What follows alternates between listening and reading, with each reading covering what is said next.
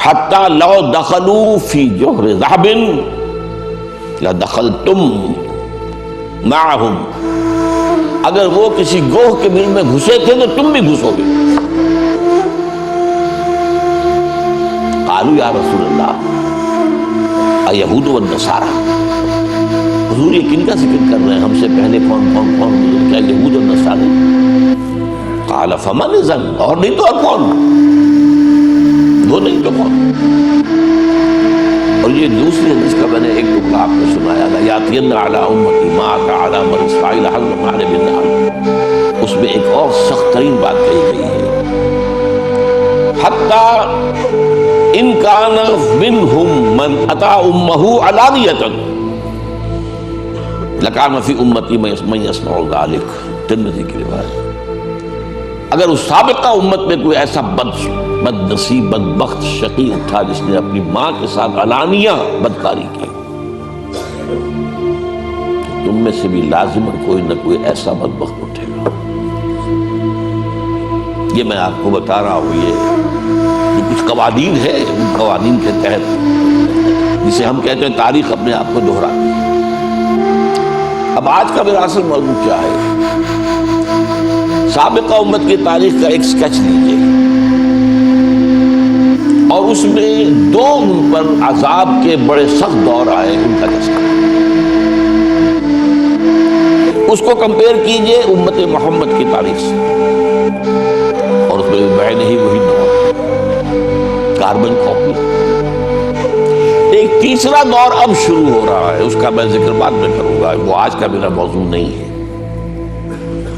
حضور کی بعثت کے زمانے تک دو دور آ چکے تھے عروج کے، دو دور زوال کے یہود پر۔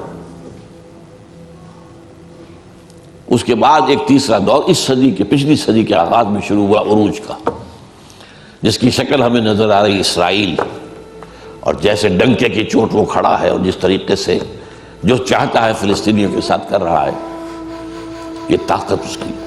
بہرحال وہ آج کا موضوع نہیں۔ اب ایک نقشہ ذہن میں جمائیے، دیکھیے، اگرچہ بنی اسرائیل کی تاریخ ایک قوم کی حیثیت سے وہ 1800 قبل مسیح سے شروع ہو گئی تھی۔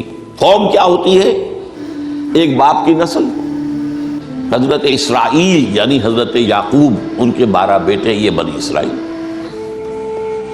یہ آباد تھے فلسطین میں، پھر حضرت یوسف کا جو واقعہ ہوا اس کی بنا پر یہ منتقل ہو گئے مصر میں، کئی سو برس وہاں رہے، لیکن یہ قوم تو تھے، ابھی امت نہیں تھے۔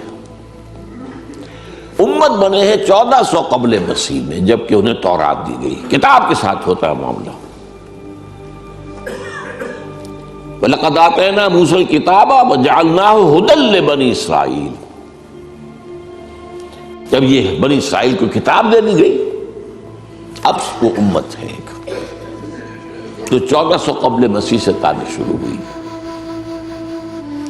اس میں ابتدائی دور ان کا جو ہے حضرت موسیٰ اور ہارون علیہ السلام کا، اس میں یہ واقعہ کو ہو گیا کہ آل فرعون ہلاک ہو گئے اور بنی اسرائیل مصریوں کی غلامی سے نکل کر اور صحرائے سینا میں آ گئے۔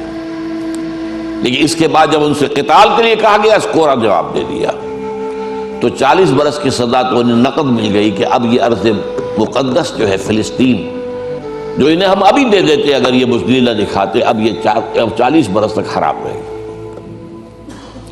40 برس کے بعد